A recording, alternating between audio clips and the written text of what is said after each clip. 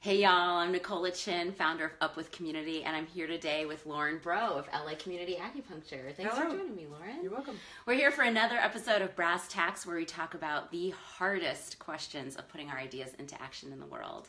I've been doing some writing recently about how the shootings in Florida and across the country, killings of Black folks, LGBTQ trans folks, incarceration of women, pregnant women, immigrants, how all of what's happening in our communities and our news has been making me question, how do I destroy my deference to harmful and hurtful practices and policies in our communities, and how do we build on hope?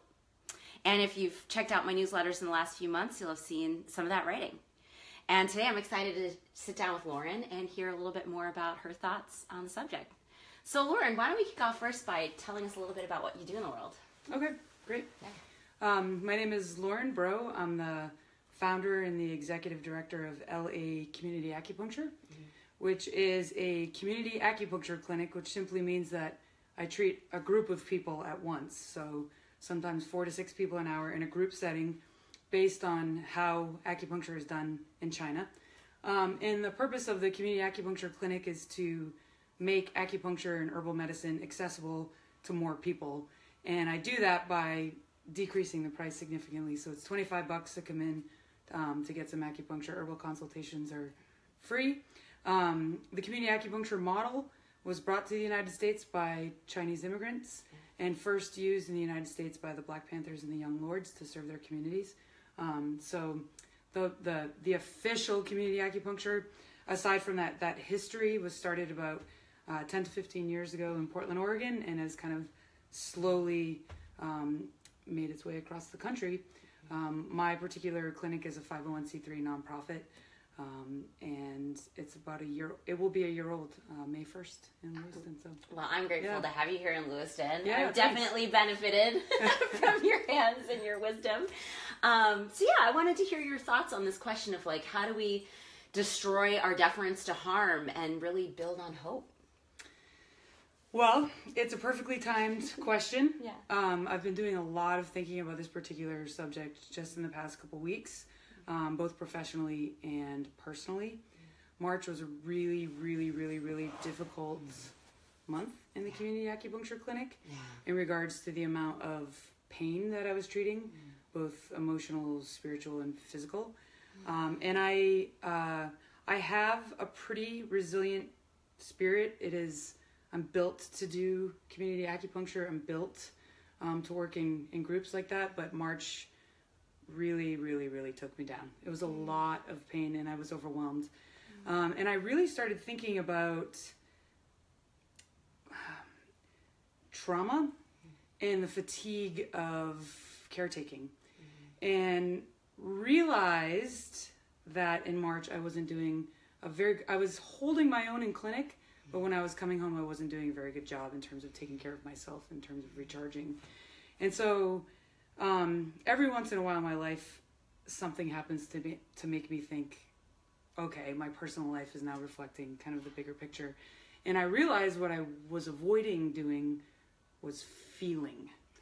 I was coming home after a really busy day in the clinic, in which I was seeing sometimes 30, 35 people a day in 5-hour shifts, and people were in a lot of pain. And, you know, with acupuncture, you can get those people who are coming in sometimes in an acute, stressful stage, and you can get them into, back into their parasympathetic rest and digest. And it's a really cool space because then, it's a bunch of adults finding more space in their body, calming down, finding more space in their own body.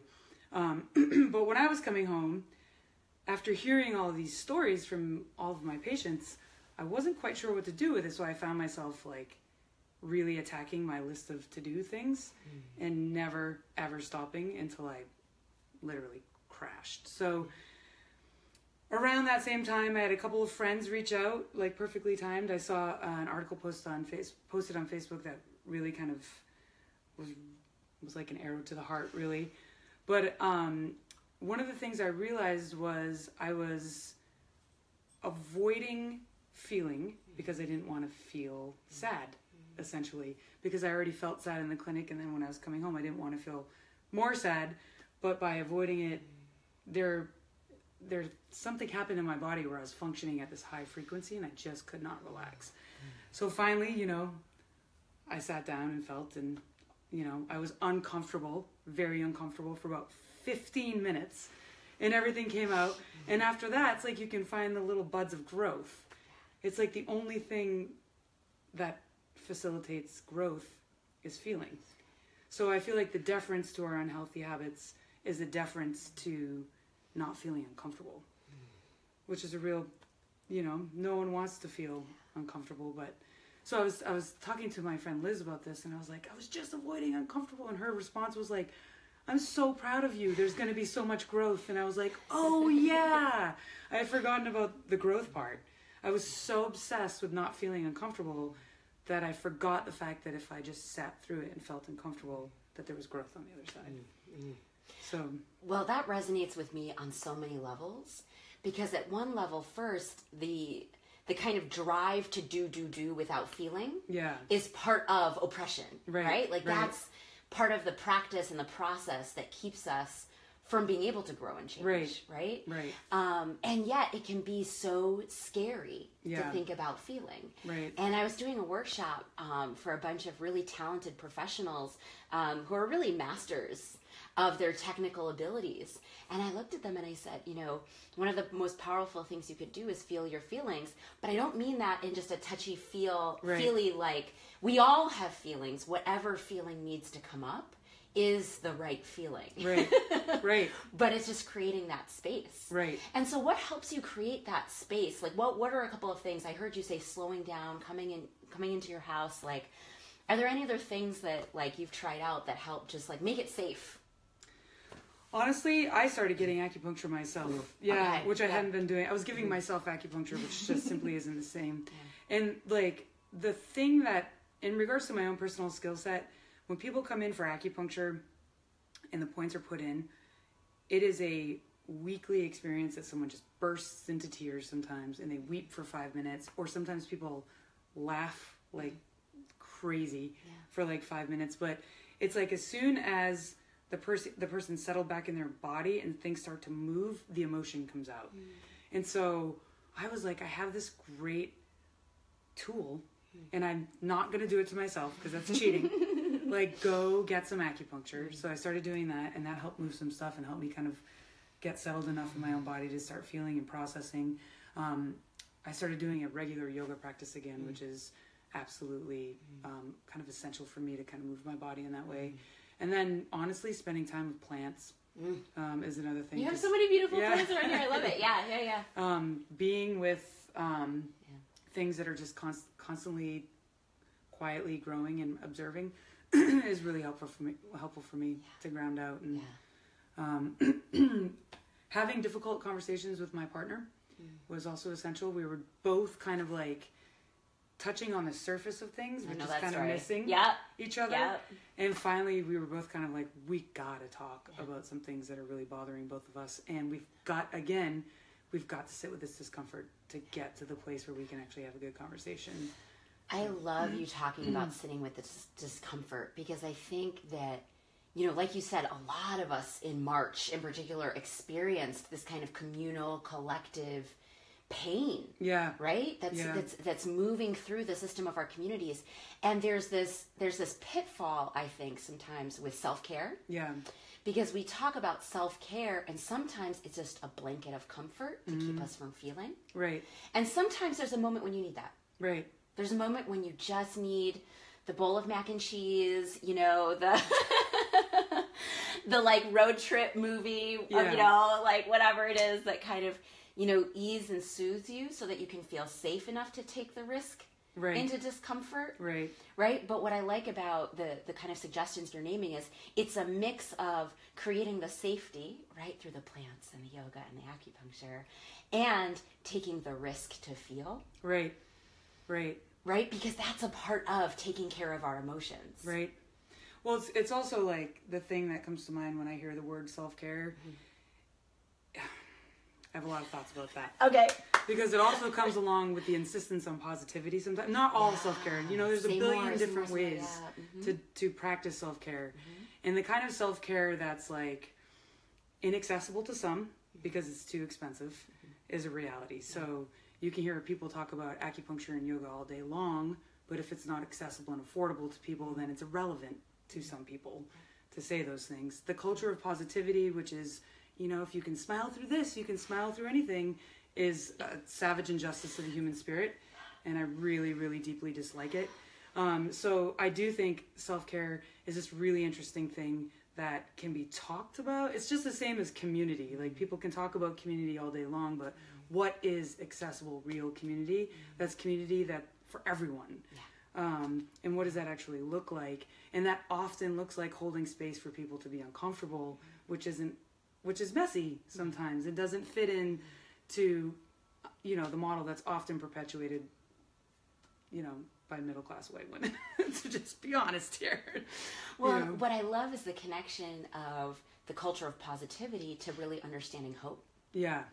Because I think sometimes when I'm working with clients, when I say, can we look at hope, they think I'm referencing the culture of positivity. Right, right. And what I have to say is, I'm not asking you to be positive. Yeah. Right? I'm not asking you to be negative. Right. I'm asking you to be in a neutral space of feeling that connects into creating what the future needs to be. Right.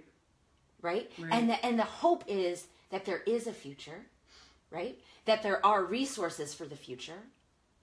But that's not necessarily always going to be a positive future. Right. Right. Right. Right? And like the arc of the future can bend towards justice, but there's going to be lots of crinkles and cracks along the way. Yeah. Yeah. Yeah, and it's like, how do we build space, you know, as women, as mom, as neighbors, to allow people to ideate and create the future without forcing them to be positive about it. Right. I think what we're really up against is the shrinking of public spaces to do that sometimes. And I think that we need more public spaces, not more private spaces to do that.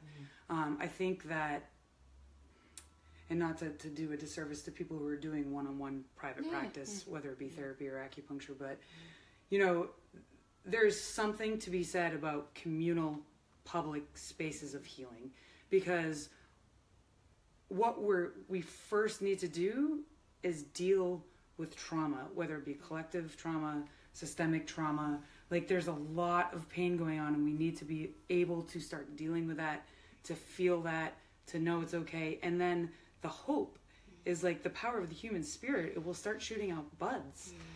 Like, when people feel heard and validated and safe, they can process, and through that processing starts to shoot buds. So I feel like hope is the product of providing communal space where people can heal. So it's like, it's not even something you have to try to, that it will happen, because the human spirit is majestic. It's amazing. And it will do that on its own when given the right environment. So, yeah. Which is what makes me, that is what inspires me the most. It is this positive offshoot of the human spirit, you know, when given what it needs, which is a birthright, I think, for every person. And, you know, my particular, you know, I don't know that it will ever be a goal that's realized in my lifetime, but, you know, to do my best to help provide and increase those public spaces that I think are just so powerful and so under-recognized. So, yeah. Thank you. Yeah. Lots of good insights. I appreciate you. I appreciate your practice. Thank you so much, Thanks, Nicola. I appreciate you too. Thank you. Yeah. Thank you. Thanks, y'all. Bye.